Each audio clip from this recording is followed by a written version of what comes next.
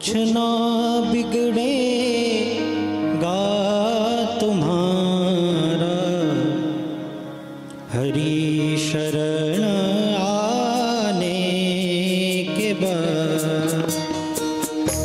कुछ ना बिगड़ेगा तुम्हारा, हरि शरण आने के बाद।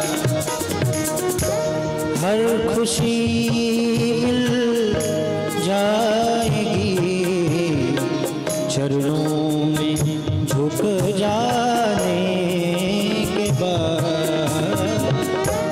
कुछ ना बिगड़ेगा तुम्हारा, हरि शरण आने।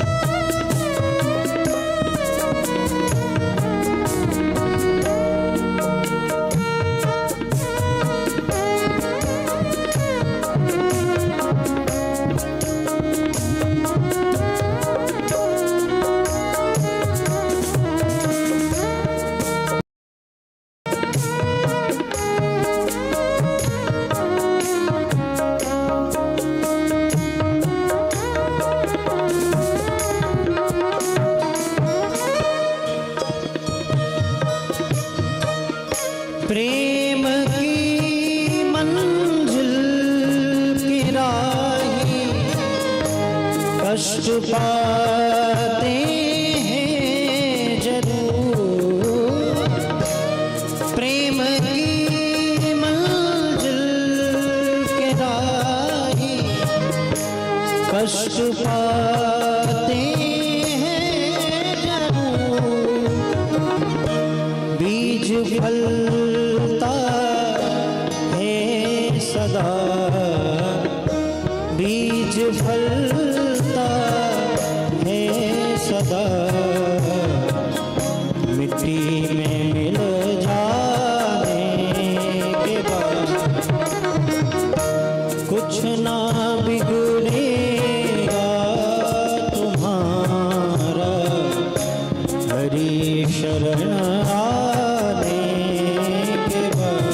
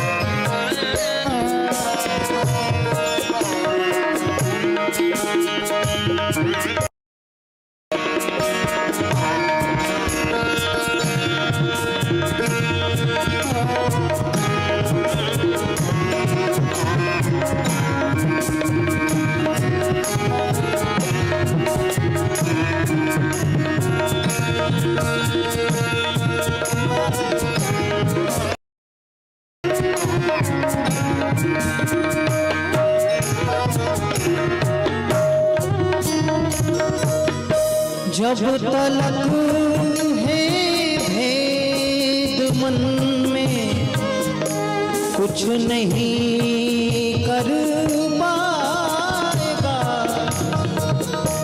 जब तलक है भेद मन में, नहीं कर पाएगा। रंग लाएगा ये साधन, रंग लाएगा ये साधन। भेद मिट जाने के बाद। कुछ ना बिगड़ेगा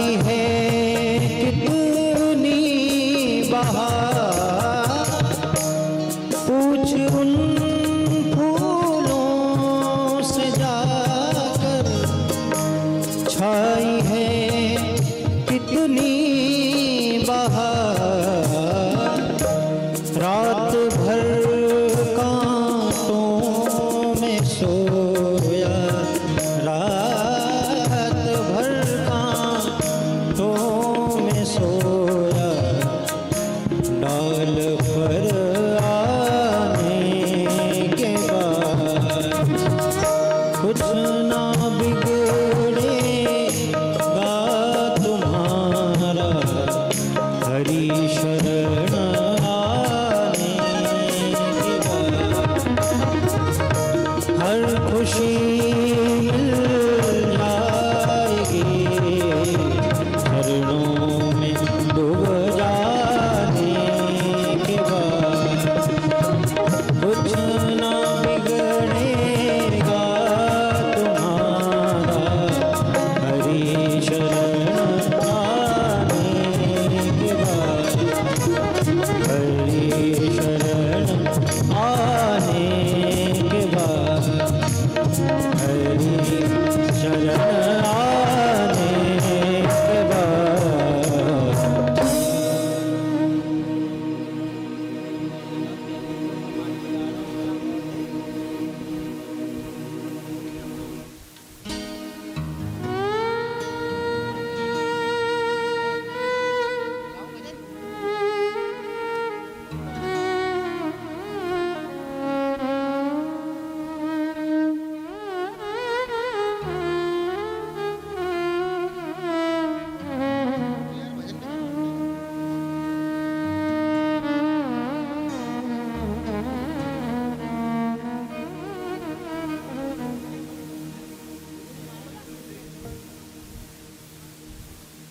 यार डिसाइड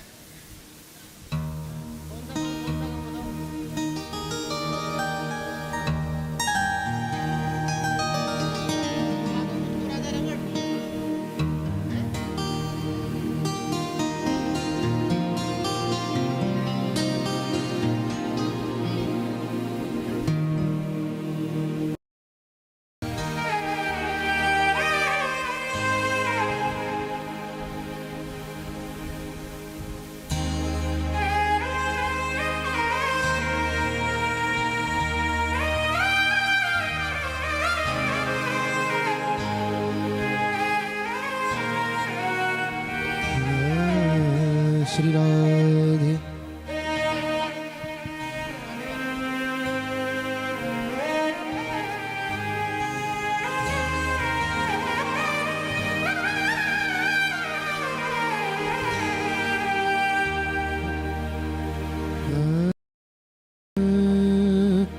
राधे बोलिए श्री बाके बिहारी लाल की जय।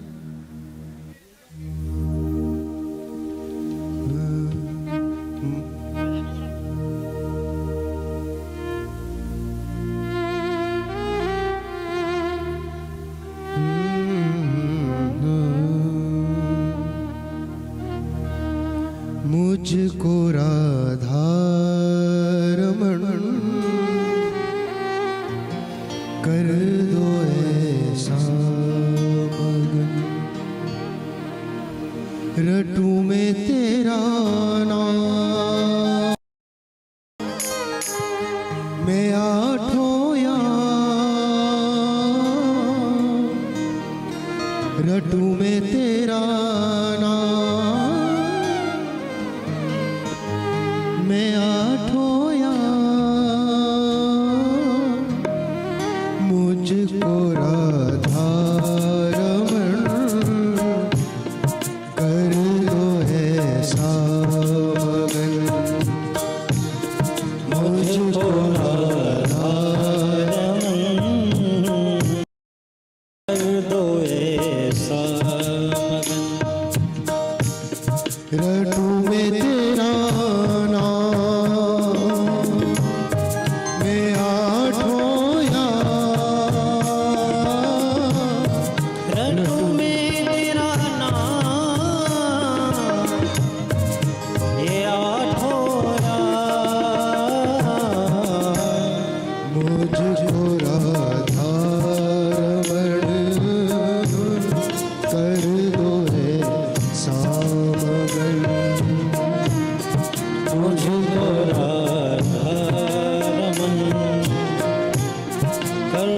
ऐसा। राधा रमन लाल की जय हो।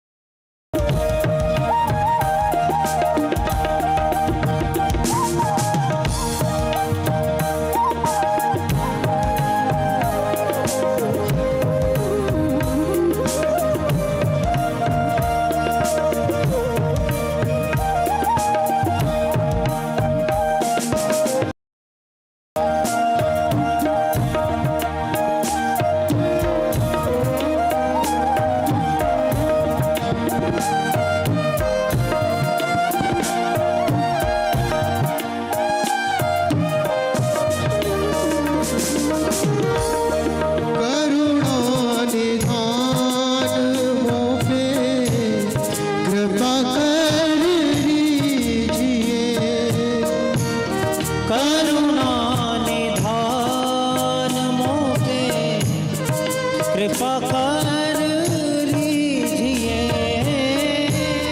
ब्रज में बसा के वास सेवा सुख दीजिए। ब्रज में बसा के मोहे सेवा सुख दीजिए। ब्रज में बसा के मोहे सेवा सुख दीजिए। ब्रज में बसा के मोहे सेवा सुख दीजिए। प्रेम से भर दो ये मन, गाऊं तेरे भजन। प्रेम से भर दो मन, गाऊं तुम्हारे भजन। प्रेम से भर दो मन, गाऊं तेरे भजन। प्रेम से भर दो मन, गाऊं तुम्हारे भजन। रटू में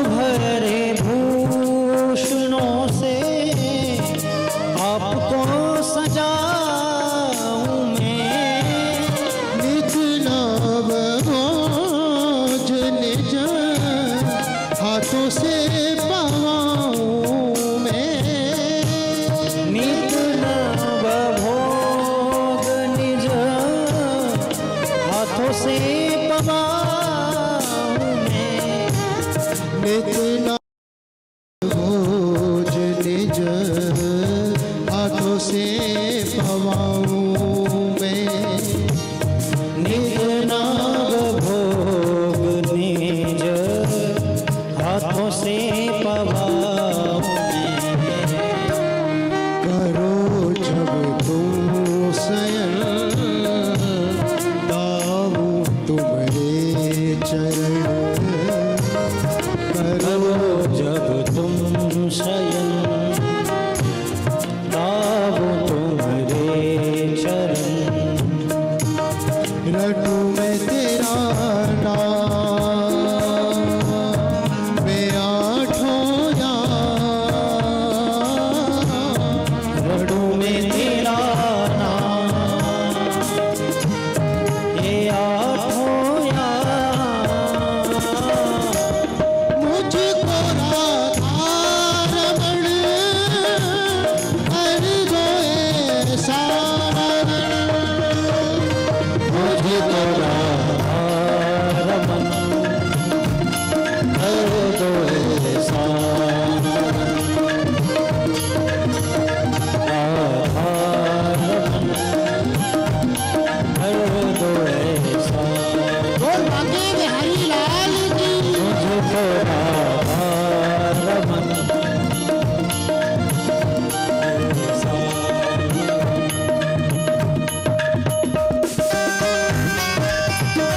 साधु सेवा करती हुए पीछे वाले भी दोनों हाथ उठाते मैं हो।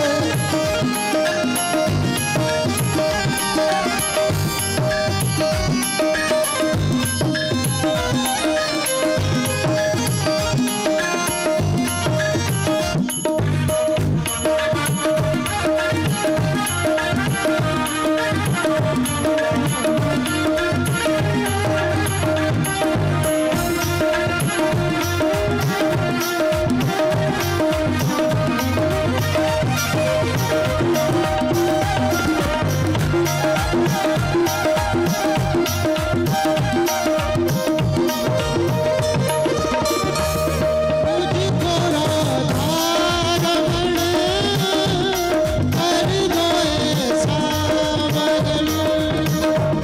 मुझे तो राधा रमन हर गोए सावन।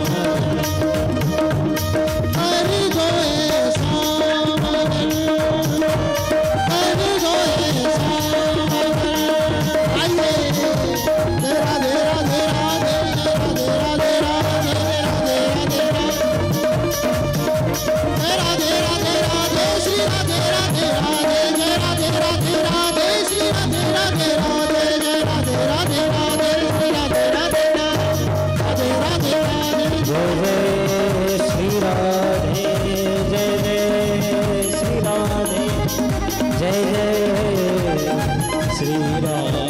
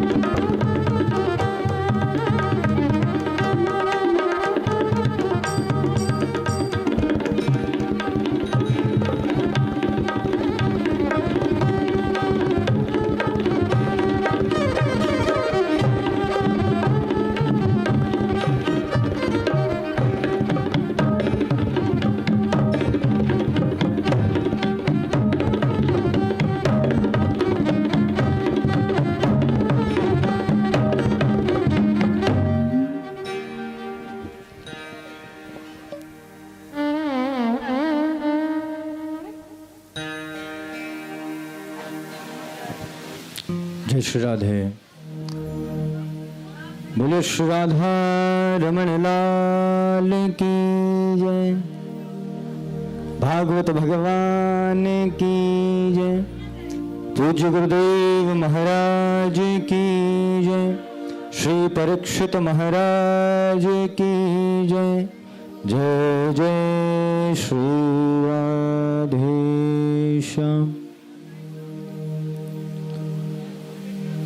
परम मंगलमय साप्ताहिक दिव्य श्रीमद् भागवत कथा का रसपान हम आप सभी यहाँ विराजमान होकर के कर रहे हैं, जिसका की वाचन हमारे पूज्य महाराज श्री ब्रह्म मध्य गौड़ीय वैष्णवाचार्य आचार्य महंत श्री दामोदर दास जी महाराज जी और हमारे महाराज श्री, अधिकतर लोग महाराज श्री को जानते हैं। बेनीपट्टी में हमारा आश्रम है, पटना में भी एक सत्संग भवन है और श्रीधाम वृंदावन में भी एक आश्रम है। श्रीधाम वृंदावन में आपने तटीय स्थान सुना होगा, यमुना के पुलिन पर तटीय स्थान है जहां भगवान श्री बांके बिहारी लाल जी प्रकट हुए थे। स्वामी हरदास जी के माध्यम से स्वामी हरदास जी ने श्री बिहारी जी को प्रकट किया था, तो उसी से लगा हुआ हमारा आश्रम है श्री राधा गोविंद कुटी, जहां की खूब वैष्णव संतजन रहते हैं और प्रतिदिन वहां प्रसाद पाते हैं, निवास करते हैं, भजन करते हैं। एवं छोटे छोटे बटुक ब्राह्मण वहां बैठ करके, वहां रह करके संस्कृत की जो विद्या है, संस्कृत के जितने भी विषय हैं उन सभी का अध्ययन करते हैं। व्याकरण, वेदांत आदि आदि श्रीमद् भागवतम का अध्ययन करते हैं। तो ऐसी कुटी के संचार करने वाले, ऐसी कुटी को चलाने वाले पूज्य महाराज श्री के श्रीमुख से यह दिव्यतम कथा हम आप सभी श्रवण पान कर रहे हैं।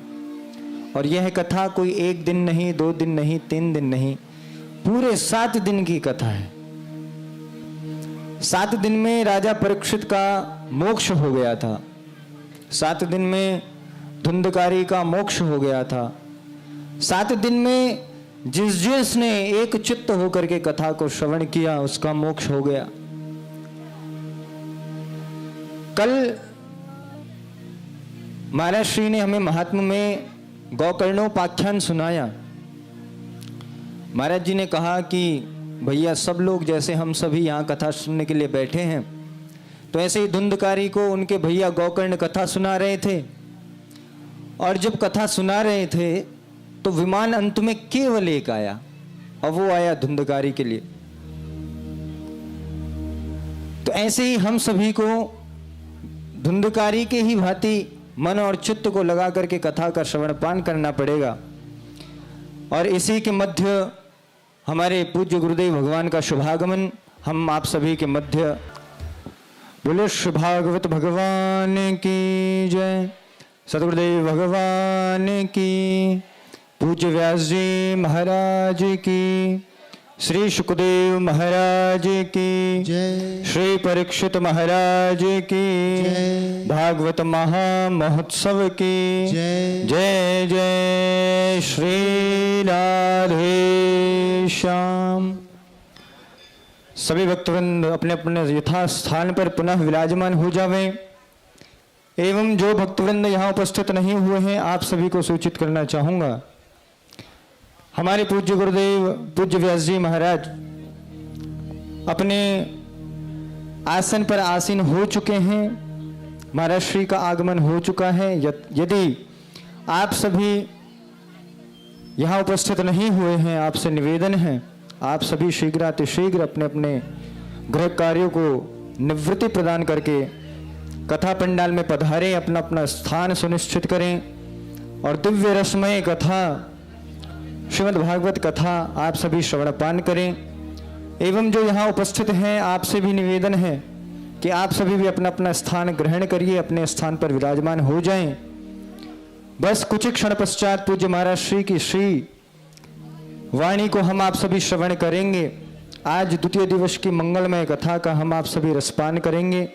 सभी लोग कृपया मौन धारण करें, शांति बनाए रखें, अपने मन बुद्धि चित्त को एकाग्रता प्रदान करें, एकाग्र रखें और ध्यान से श्रीमद् भागवत कथा को श्रवण पान करें। आइए अब हम पूज्य महाराज श्री की मंगलमय मधुर वाणी का श्रवण पान करें। आज द्वितीय दिवस की कथा में हम आप सभी प्रवेश करते हैं। बोले श्री सद्गुरुदेव भगवान की, पूज्य व्यास जी महाराज की जय। भागवत भगवान की जय। जय जय श्री राधे श्याम।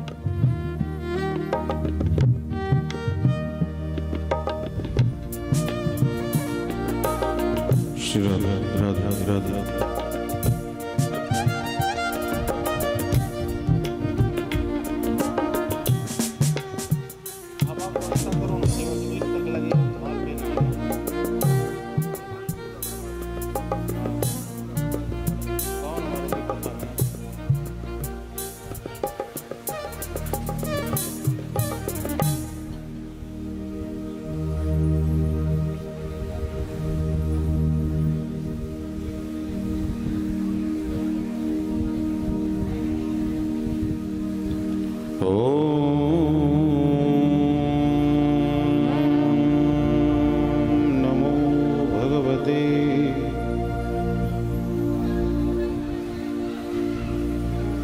चरण कमले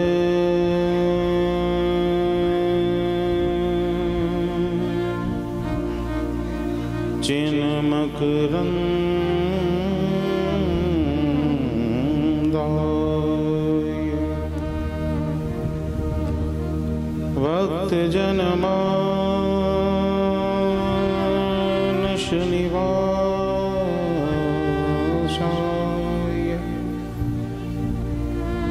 श्री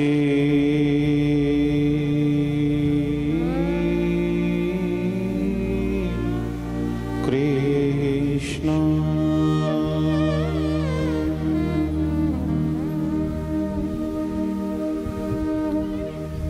नमस्ते श्री गुरुदेवाय सर्वसिद्धि प्रदायिने सर्वमंगल रूपाय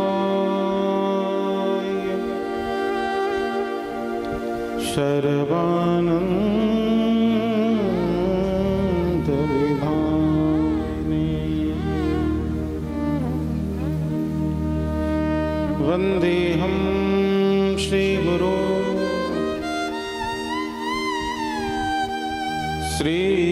श्रीयुतपदकमलम्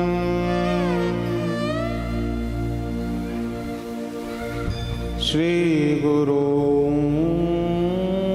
वैष्णवांश श्री रूपं साग्रजातम्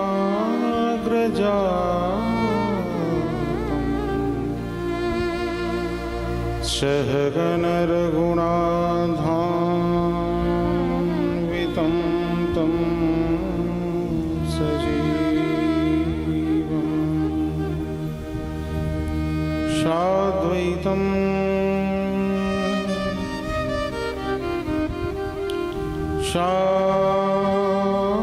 सावधूतं परिजनसहितं श्रीकृष्ण चैतन्यदेवम्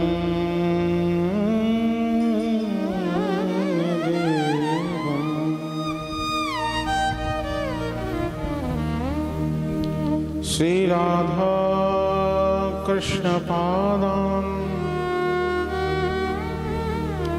सहगण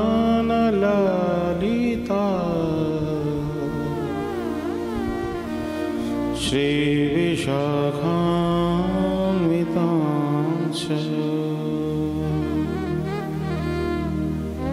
गुरुवे गौरचन्द्राय राधिकायै तदालये कृष्णाय कृष्ण गुरुवे गौरचन्द्राय राधिकायै तदालये कृष्णाय कृष्णभक्ताय तद्भक्ताय नमो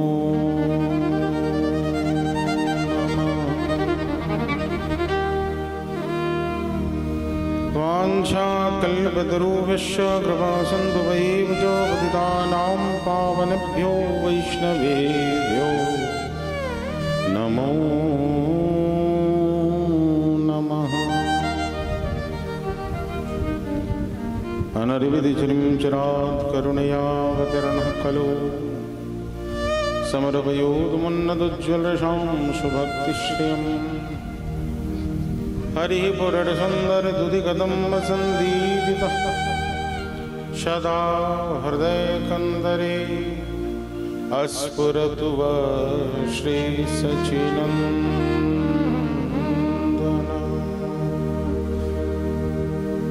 तत्र भगवद्भगवान् व्यासपुत्रो यर्क्ष्यो वामटमानवेक्षः अलक्षलिङ्गो निजलावतुष्टो प्रतश्च बालैवधूतवेषः तं दृष्टवर्षं सुकुमारपादं करोडुवांसकबोलगात्रं चुपर्यदक्षानस्तल्यकर्णसुवर्णवर्णनगम्बुसुजात कुण्ठकम्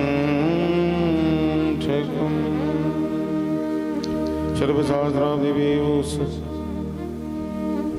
सर्ववैदिकसद्फलं सर्वसिद्धान्तरत्नाढ्यो सर्वलोकैकत्रिपदः सर्वभागवतप्राणः श्रीमद्भागवतप्रभो कलिध्वान्वितादिव्यं श्रीकृष्णपरिवर्तिता परमानन्दपादाय प्रेमपरिसराय ते सर्वदा सर्वसिद्ध्याय श्रीकृष्णाय नमस्ते।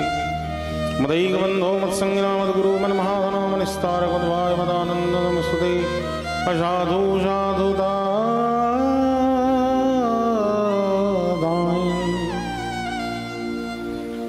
नति निच्चो चथा कर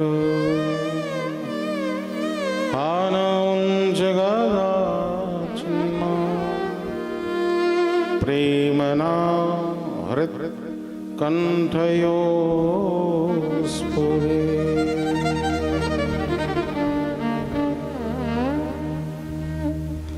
नारायणं नमस्कृत्य नरं चैव नरोत्तमं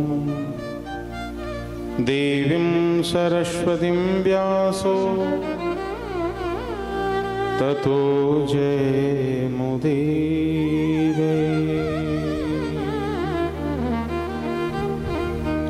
ततो जयमुदीरये।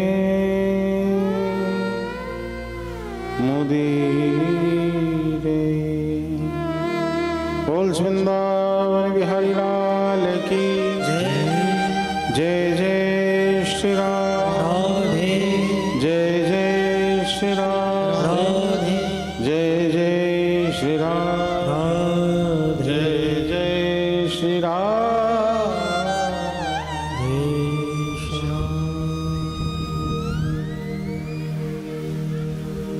नटवर नागर नंदा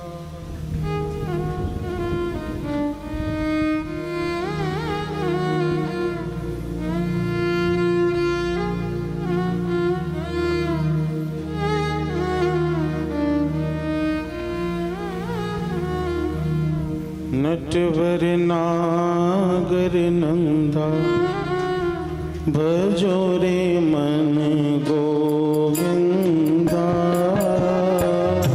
नटवर नागर नंदा भजो रे मन गोविंदा।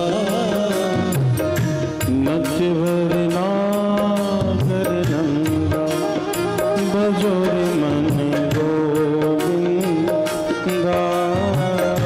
नटवर नागर नंदा भजो रे मन गोविंदा। श्याम सुंदर मुख चंदा भजो रे मन गोविंदा। श्याम सुंदर मुख चंदा भजो रे मन गोविंदा गोविंदा प्यारे गोविंदा गोविंदा प्यारे गोविंदा गोविंदा प्यारे गोविंदा गोविंदा प्यारे गोविंदा नटवर नागर नंदा भजो रे मन गोविंदा नटवर नागर नंदा भजो रे मन गोविंदा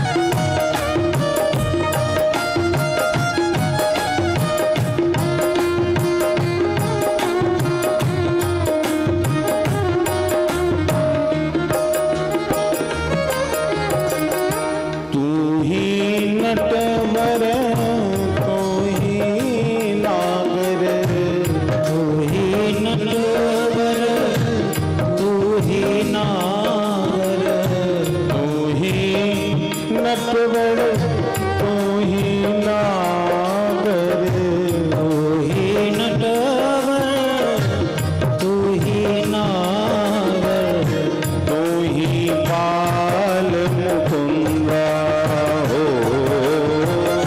तू ही बाल मुकुंदा भजो रे मन गोविंदा नटवर नागर नंदा भजो रे मन गोविंदा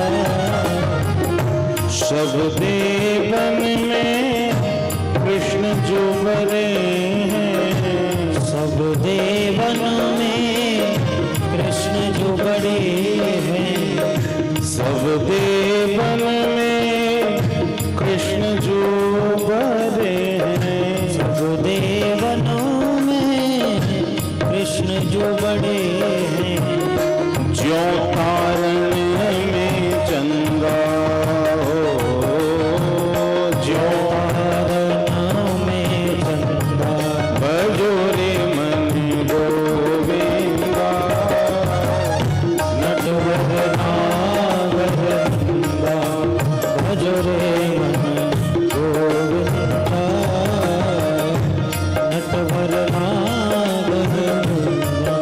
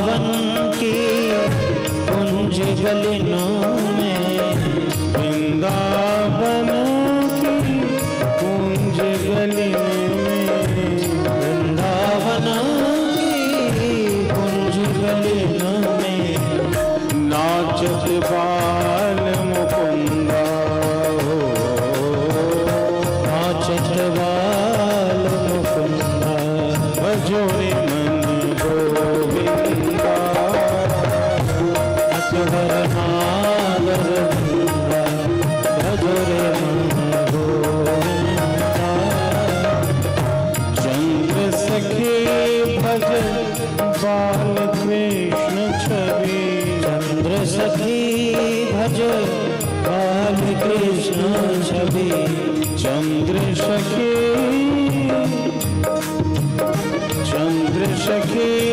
भज बाल कृष्ण छवि चंद्र सखी भज बाल कृष्ण छवि काटो काटो काटो यम का फंदा भजो रे मन गोविंदा नटवर नागर नंदा भजो रे मन गोविंदा नटवर नागर नंदा भजो रे मन गोविंदा नटवर नागर नंदा भजो रे मन गोविंदा नटवर नागर नंदा भजो रे मन गोविंदा नटवर नागर नंदा भजो रे मन गोविंदा भजो रे मन गोविंदा भजो रे मन गोविंदा भजो रे मन गोविंदा भजो रे मन गोविंदा भजो रे मन गोविंदा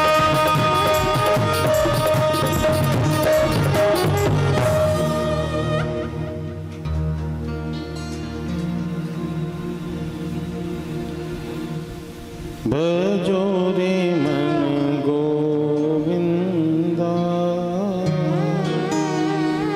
नटवर नागर नंदा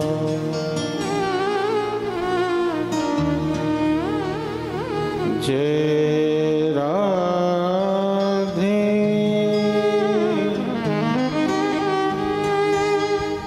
श्री राधे राधे राधे प्रिया प्रिया जय राधे श्री राधे राधे राधे प्रिया प्रिया जय राधे राधे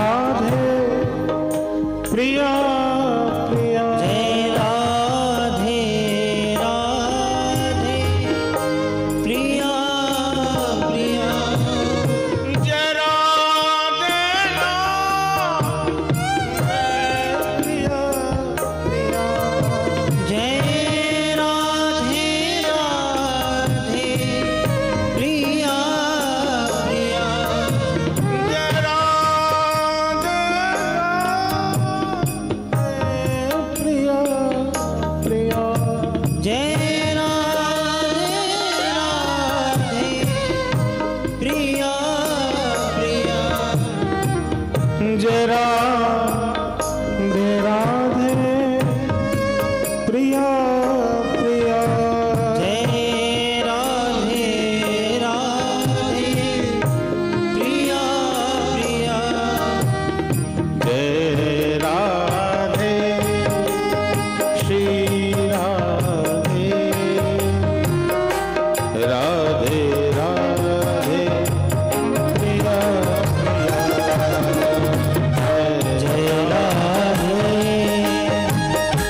जय राधे राधे प्रिया प्रिया जय राधे राधे प्रिया प्रिया जय राधे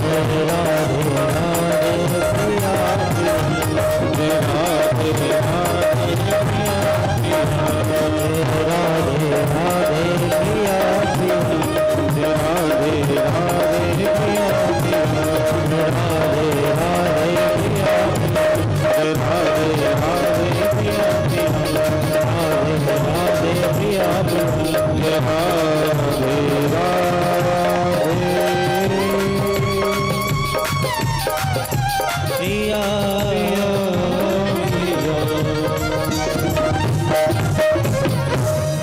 बोल भागवत भरान की, श्री व्यास जी महाराज की, श्री सुखदेव जी महाराज की, श्री वृक्ष जी महाराज की, जय जय श्री राम, जय जय श्री राम, प्रेमानंद निदाय गौर हरि।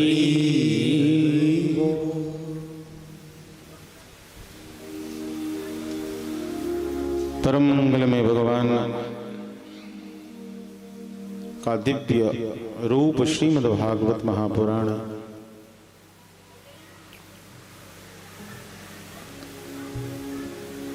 श्री भागवत आश्रम में बैठे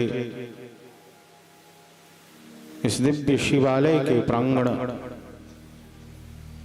सरोवर तट पर बैठकर श्रावण मास के इस परम पावन पुनीत अवसर पर विराजमान आप सभी विज्ञजन, विद्वज्जन, विप्रजन, वैष्णवजन, संतजन एवं श्रद्धावनत माताओं के चरण में व्यासपीठ से वंदन।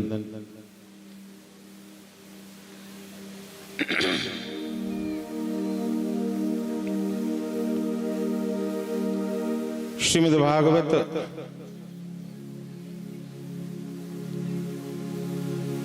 और श्रीमद् भागवत जी का स्वरूप अकारुण करुणा वर्णालय है।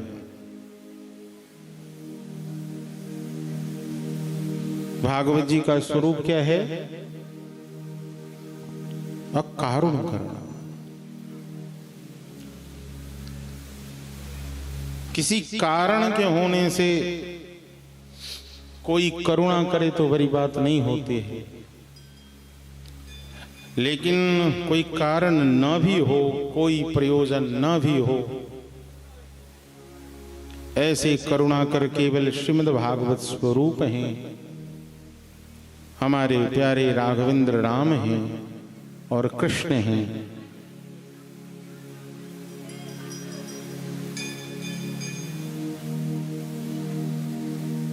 जो दीनता को देख कर ही द्रवीभूत हो जाते हैं और जीवों पर सतत कृपा वृष्टि करते हैं। यह निश्चित है कि पूर्व के अनेक जन्म यह जीव, उसे ये मानव देह ऐसे ही सहज नहीं मिल जाता माता जी। सभी योनियों को भोगता हुआ, प्रारब्धों को मिटाता हुआ वह जीव मानव देह में को प्राप्त करता है। और मानव देह में भी पहले विजातीय होता है, अवैदिक होता है, मतलब किरात, हुंद, पुलिंद, पुलकस, आभीर, इन सभी जातियों में जन्म ग्रहण करता है। तब जाकर वैदिक जाति जो 4 वर्ण है, शूद्र है, वैश्य है, क्षत्रिय है और विप्र है, तब जाकर ये शरीर की प्राप्ति होती है। इसलिए इस दुर्लभ देह को प्राप्त कर लेने के बाद एक निश्चित साधन व्यक्ति को पकड़ लेना चाहिए।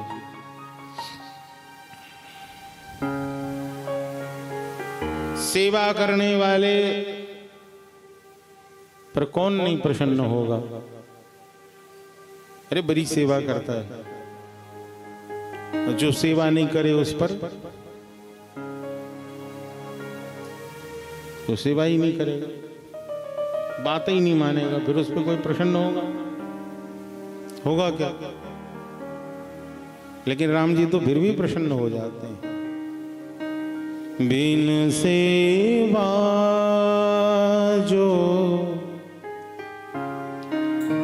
द्रवहि दीन पर बिन सेवा जो द्रवहि दीन पर बिन सेवा जो द्रवहि दीन पर राम सरिस को नाई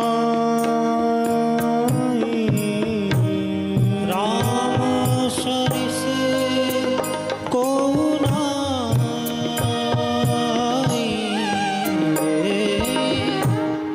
जिसने आपका भला किया, आपकी भलाई करी, आपकी सेवा करी, आप उसका चिंता करते हो। लेकिन राम जी और श्याम जी ऐसे हैं जो कोई कुछ करे न करे फिर भी उसकी चिंता करते हैं। यही स्वरूप श्रीमद् भागवत का है। श्रद्धावान लभते ज्ञानम, जो श्रद्धालु होगा वह तो ज्ञानी होगा ही, जिज्ञासु को तो ये वस्तु मिलेगा ही। लेकिन कोई अश्रद्धावान भी है तो भागवत जी कहती हैं कि मैं उसके अंदर श्रद्धा जगा दूंगी। इसलिए नमामि देवं करुणानिधानम्, नमामि देवं करुणानिधानम्, नमामि देवं करुणानिधानम्, नमामि देवं करुणानिधानम्,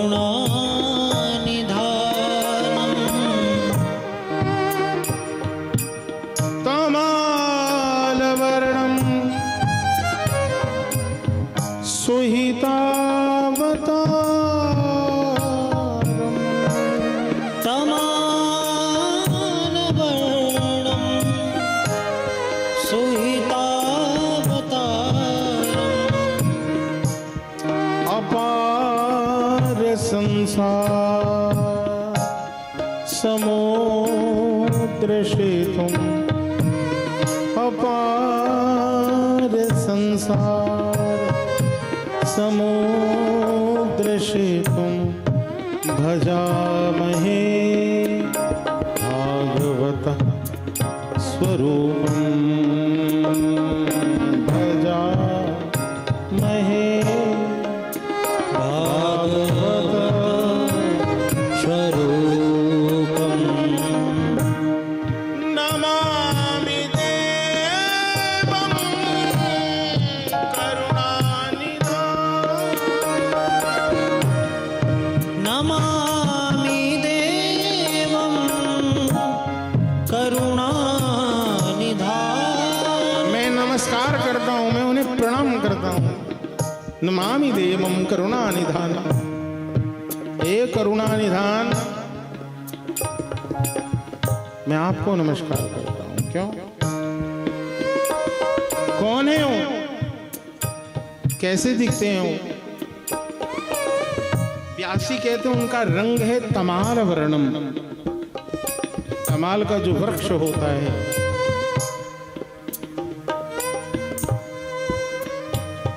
भगवान का जो रंग है मेघ वर्ण। क्या है? मेघ वर्ण है, तमाल वर्ण है। इस संसार के सागर से, इस भवसागर से पार होने का मुझे तो कोई साधन नजर नहीं आता। संसार या व्यवस्था, या संसार की व्यवस्था हो, या किसी प्रतिष्ठान की व्यवस्था हो, या किसी परिवार की व्यवस्था हो, बाबूजी व्यवस्थाएं कभी सुलझती नहीं है। आज सुलझाओ फिर कल उलझ जाएगा। जीवन में उलझन भी वैसे ही है जैसे बाल, कितना भी संवार लो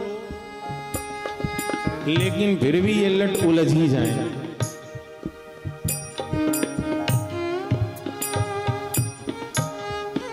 और तो और जितना सुलझाने का प्रयास करोगे उतना उलझता जाएगा और बाल भी टूटते जाएंगे।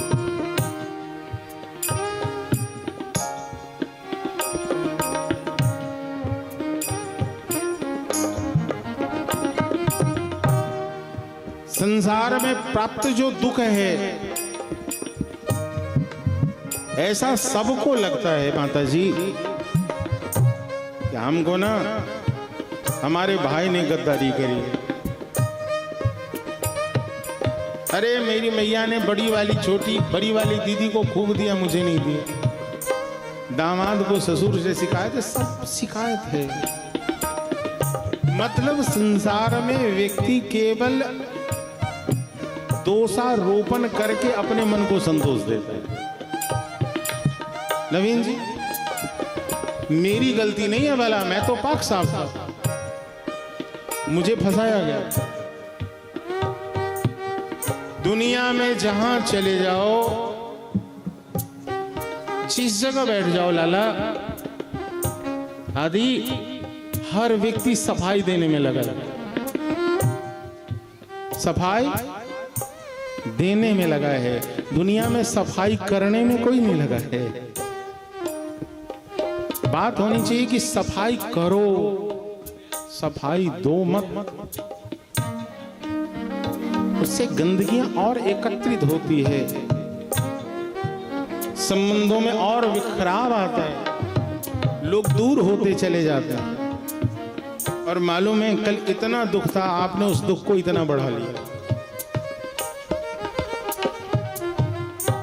तो दुख व्यक्ति खुद ही बढ़ाता है, स्व किए ही नहीं वह दोष है ना।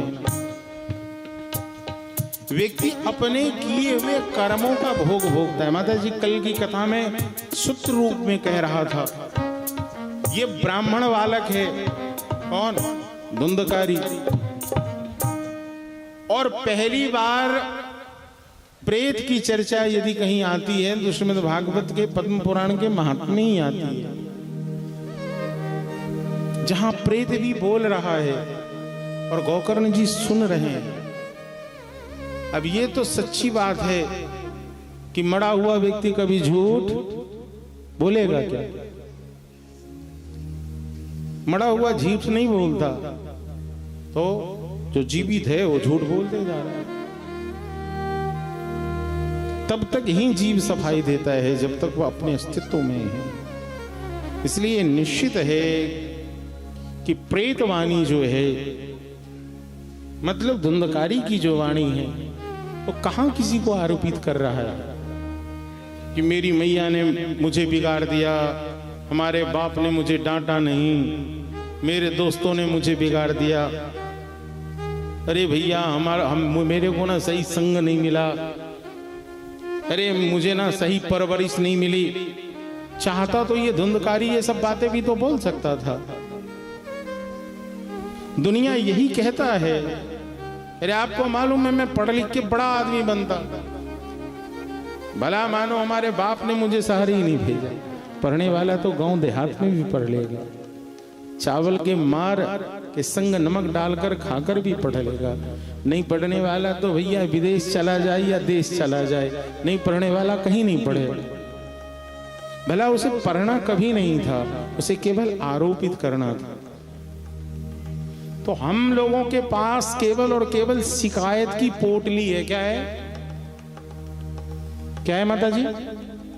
हाँ, हम सब एक दूसरे से शिकायत लेकर चले जा रहे हैं और हमारी पोटली धीरे धीरे धीरे धीरे बड़ी होती जा रही है।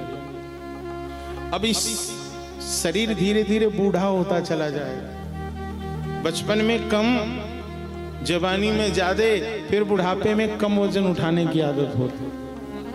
लेकिन बुढ़ापा आते आते इतनी शिकायत की पोटली, इतने निंदा स्तुति में फंसकर इतनी बड़ी पोटली आ जाती है कि कमर भी टेढ़ा हो जाता है और घुटने भी काम नहीं करते। इसलिए बात यह है कि कोई न किसी को बिगाड़ता है, कोई न काऊ सुख दुख कर दाता, निज कृत कर्म भोग सब भ्राता।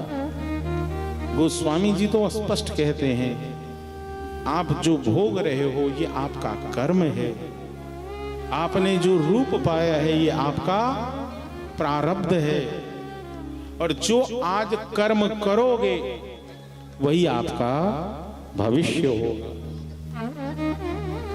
तो जीवन में प्रारब्ध के कारण बड़ा उलटफेर होता है, इसलिए किसी को आप आरोपित न करें। जैसे ये ओ भैया मेरे दाईं ओर जो भी हैं शांत हो जाएं, आपकी ध्वनि यहां तक आ रही है।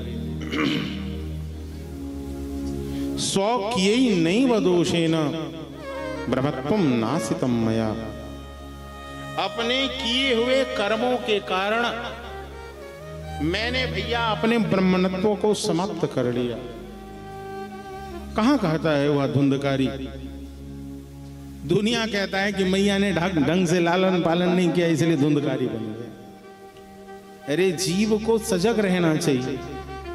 लालन 5 वर्ष तक होता है। कितने वर्ष तक? और तारन 12 वर्ष तक होता है, मतलब डांटना फटकारना। फिर तो उस जीव को स्वयं ही जगना पड़ेगा। समझ रहे हो बेटा? फिर तुम्हारी अब नैतिक जिम्मेवारी बनती है खुद की कि हमें अपने जीवन को किस प्रकार से आगे लेकर जाना है।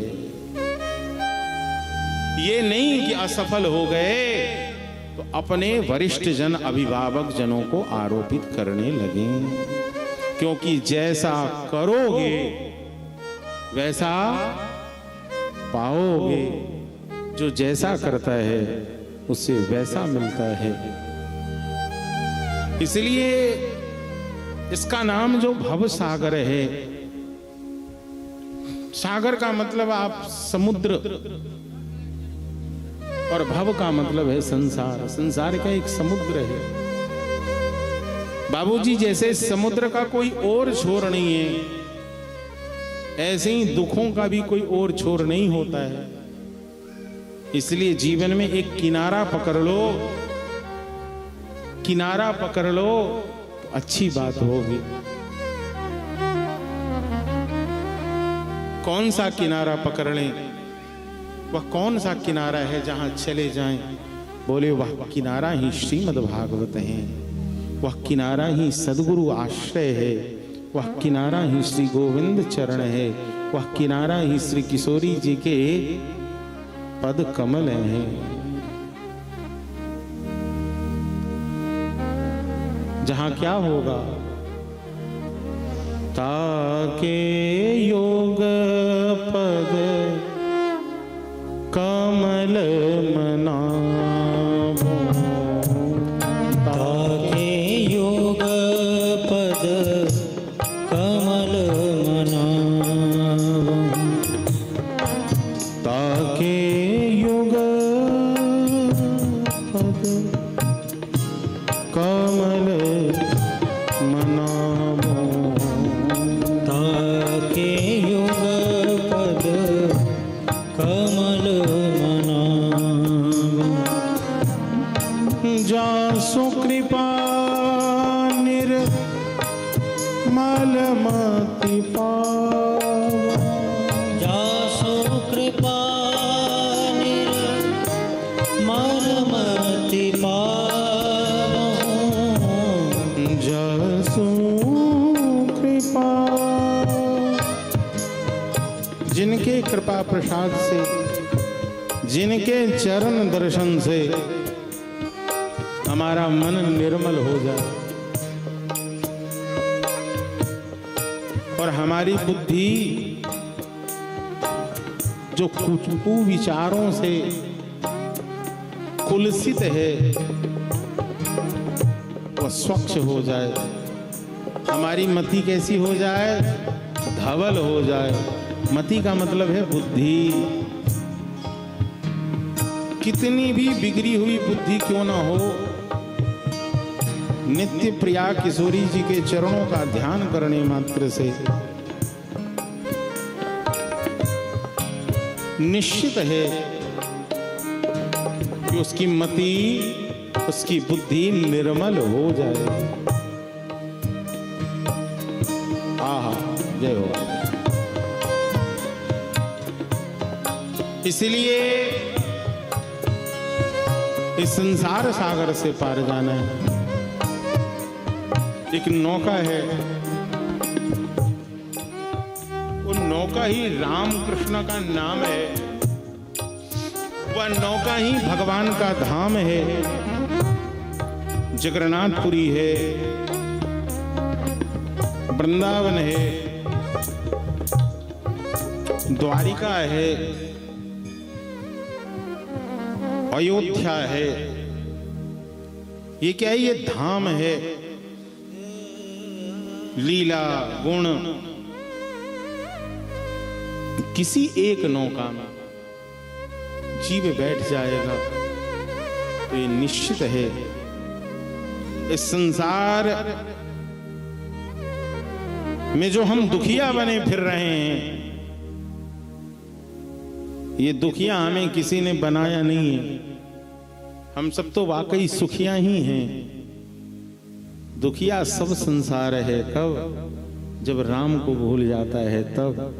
और राम को कौन भूलता है? जो खुद को भूल जाता है। आप अपने को याद रखो कि मैं कौन हूं। इतना परिचय हो गया तो निश्चित है कि भगवान से भी आपका परिचय हो ही जाएगा, ईश्वर से भी आपका परिचय निश्चित ही हो जाए। नमामि देवं करुणावतारम संसार तमालवर्णम सुईतावतारम अपार संसार समुद्र सेतुम। यदि पार जाना है तो भजामहे भागवत स्वरूपम। भजो भजो भजो भजो भजो। अंत में तो आदि शंकराचार्य ने भी कह दिया प्यारे कि भज गोविंदम भज गोविंदम भज गोविंदम भज गोविंदम भज गोविंदम मूढ़ मते भज गोविंदम मूढ़मते भज गोविंदम भज गोविंदम भज गोविंदम। हे मूढ़, अपने समय क्यों व्यर्थ में बिता रहा है? जो अवसर मिला है उस अवसर का लाभ उठाओ और गोविंद के दिव्य नामों को गाओ। वही एकमात्र अभय पद प्रदान कर सकता है। भजहु रे मनो श्री नंदनो दोनो अभय चरणारविंद। भज रे मन श्रीनंदनंदन अभय चरणा बिंदरे। भजहु रे मन श्री नंदनंदन भज रे मन श्रीनंदनंदन अभय चरणारविंद रे। अभय चरणारविंद रे। दुर्लभ मानव जन्म सतसंगे दुर्लभ मानव जन्म सतसंगे दुर्लभ मानव जन्म सतसंगे दुर्लभ मानव जन्म सतसंगे तोरये न भव सिंधुरे न भव सिंधुरे। यदि इस भवसंधु से पार जाना है तो एकमात्र गोविंद नाम का सहारा लेना पड़ेगा।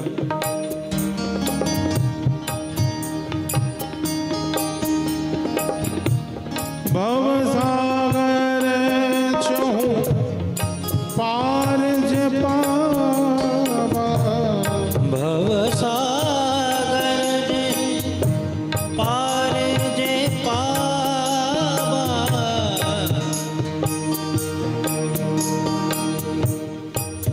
इस भवसागर से पार जाने के लिए सभी आचार्यों ने विशुद्ध रूप से एकमात्र नाम का आश्रय प्रदान किया। बाबा हरेर नाम हरेर नाम हरेर नाम केवलम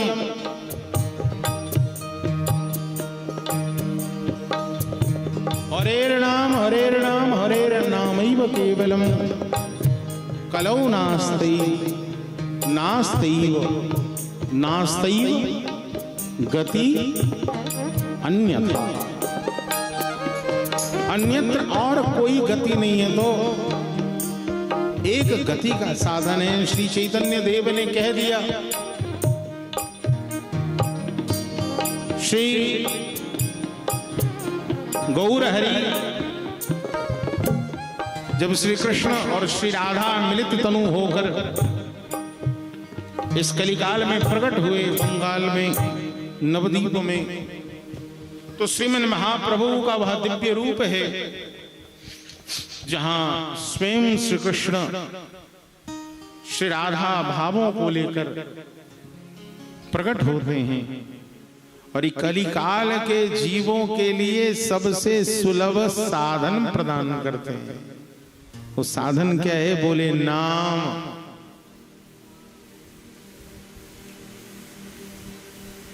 अब आप कहेंगे कि उन्होंने कहा नाम और यहां तो चल रही है भागवत की कथा। बंधुओं, गोस्वामी जी भी कहते हैं कि कलियुग में कोई अनुष्ठान सफल नहीं हो सकता। यदि हो सकता है तो एकमात्र नाम अनुष्ठान ही सफल होगा। मेरे श्री गुरुदेव और विशुद्ध रूप से आज एक बात मैं कह दूं कि श्रीमद् भागवत महापुराण ही नाम ग्रंथ ही है। भागवत के प्रारंभ में नाम है बाबा, जिसके मध्य में नाम है और जिसके विश्राम में भी नाम है। श्रीमद् भागवत का हर एक श्लोक भगवान के नामों से ही ओतप्रोत है। इसलिए इस कलिकाल में एकमात्र साधन है आप भगवान नाम आश्रय लें। और श्रीमद् भागवत जी का एक स्वरूप है कि ये नामात्मक ग्रंथ है। ये क्या है? नामात्मक ग्रंथ है। इसलिए श्री चैतन्य देव जब 1484 में इस भारतवर्ष और वंग देश में नदिया ग्राम में जन्म लेते हैं, वो कोई सामान्य नहीं है, अपितु स्वयं श्री कृष्ण श्री राधा को के भावों को लेकर प्रकट हुए। बालकाल पांडित्य से परिपूर्ण है और बाद में उन्होंने श्री कृष्ण नाम का प्रचार प्रारंभ किया, अपने निज पार्षदों को आगे बढ़ाया और नगर नगर में केवल हरि बोल हरि बोल हरि बोल हरि यह एक साधन दे दिया। ऐसे कौन है? श्री चैतन्य महाप्रभु हैं। और चैतन्य महाप्रभु ने कलियुग के समस्त जीवों के परम कल्याण का एक ही साधन प्रदान किया है। वो क्या है? बोले पंचम वेद। पंचम वेद कौन सा है? श्रीमद् भागवत क्या है? ये पंचम वेद हैं। ऋग्वेद, यजुर्वेद, सामवेद, अथर्ववेद, ये 4 वेद तो हैं ही, लेकिन सभी वेदों का सार जहां अवस्थित है उसे क्या कहते हैं? पंचम वेद। इसलिए आरती जब आप सभी करती हैं तो क्या करती हैं? ये पंचम वेद निराला। हाँ, भागवत पंचम वेद है। ये पंचम वेद करता क्या है? बोले ये पंचम पुरुषार्थ प्रेम को प्रदान करने वाला है। ये भगवान के दिव्य प्रेम को प्रदान करने वाला है। और वो तब होगा जब गौर हरि के गुणानुवादों को, उनके नामों को भक्त भगवंत वाणी, भक्त की वाणी, भगवंत की वाणी सतत गाएंगे, जय घोष करेंगे, तो ये निश्चित है कि इस भवसागर से पार जाने में सुलभता ही नहीं होगी।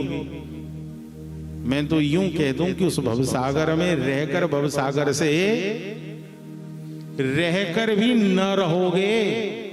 लोग कहता नहीं, अरे हम तो थे यहां लेकिन मुझे तो पता ही नहीं चला।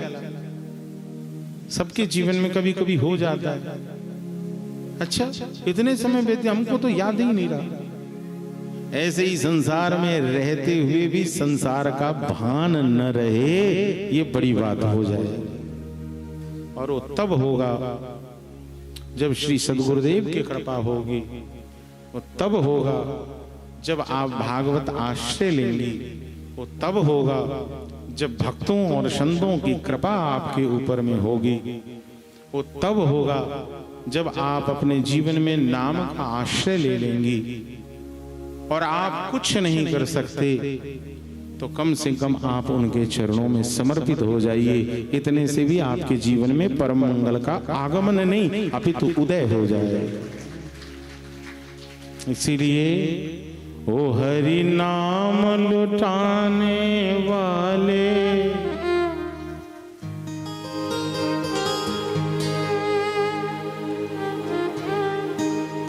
जय गौर हरि, जय गौर हरि, जय गौर हरि, जय गौर हरि।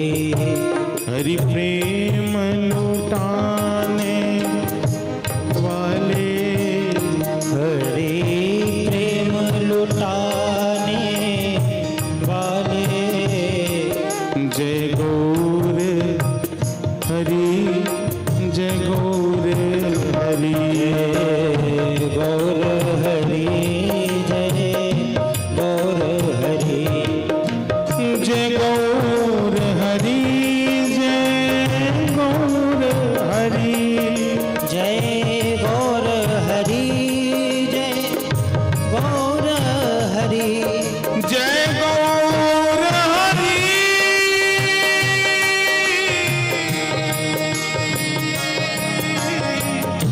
हरि, गौर हरि, जय गौर हरि, जय गौर हरि, हरि प्रेम लुटाने वाले, हरि प्रेम लुटाने वाले, जय गौर हरि, जय गौर हरि, गौर हरि, जय गौर हरि।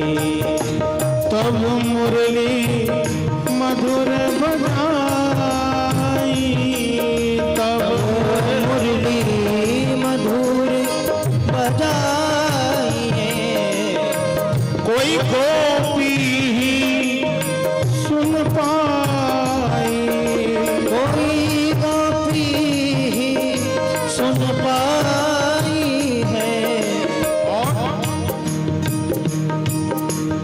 अब कंठ से हरि गुण गाए, अब कंठ से हरि गुण गाए, सब दुनिया ने सुन पाई, सब दुनिया में सुन पाई, सब दुनिया ने सुन पाई, सब दुनिया ने सुन पाई है। इसका मतलब है कि भक्त के संग से जीवन में परिवर्तन आता है। इसलिए भगवान श्री कृष्ण स्वयं गोपियों के भाव को लेकर श्री राधा भाव भाविता होकर जिस रस को भगवान स्वयं चख नहीं पाते, तो उन्हें भी मन होता है कि ये मधुर रस कैसा है, ये लड़ुआ का स्वाद कैसा है। जब तक मुख में घुलेगा नहीं तो स्वाद मालूम नहीं चलता है। तो प्रभु से रहा नहीं गया। जब श्री कृष्ण से रहा नहीं गया तो चैतन्य महाप्रभु के रूप में अवतरित हो गए, और जब अवतरित हुए तो उन्होंने श्री कृष्ण नाम की मलाई चखी। अरे भैया, या मलाई तो बड़ो अद्भुत हतो, लाला या को मिठास देखो, यहाँ की शीतलता देखो, मक्खन की शीतलता होती है ना, ऐसे ही भक्ति की अपनी शीतलता होती है। भक्ति में वियोग है, प्रेम में केवल बंधुओं संजोग ही नहीं है, प्रेम की प्रबलता प्रगाढ़ता ही वियोग में है। और यदि जीवन में वियोग नहीं होगा, विरह नहीं होगा, दुख नहीं होगा, तो फिर ये गीत जन्म कैसे लेगा। इसलिए वियोगी होगा पहला कवि, आह से उपजा होगा गान।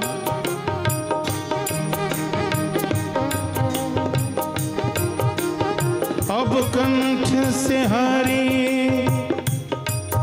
अब कंठ से हरि गुण गाई, अब कंठ से हरि गुण गाए,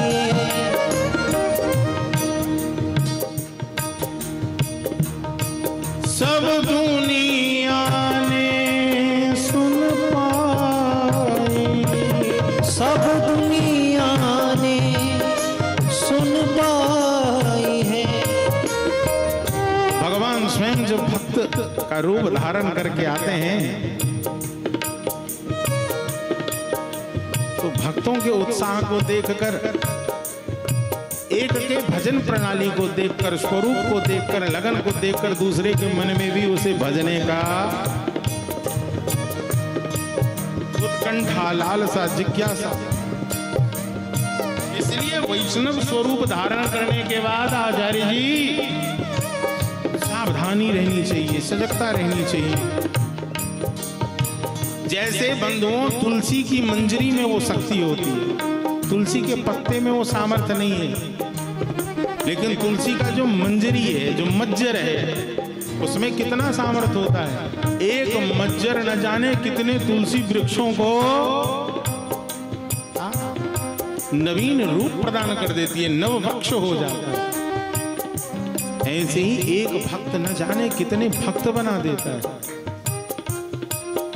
इसीलिए आपकी रहनी, आपकी गहनी, आपकी चलनी, आपकी सोचनी ऐसी होनी चाहिए जैसा महाप्रभु ने दिखाया।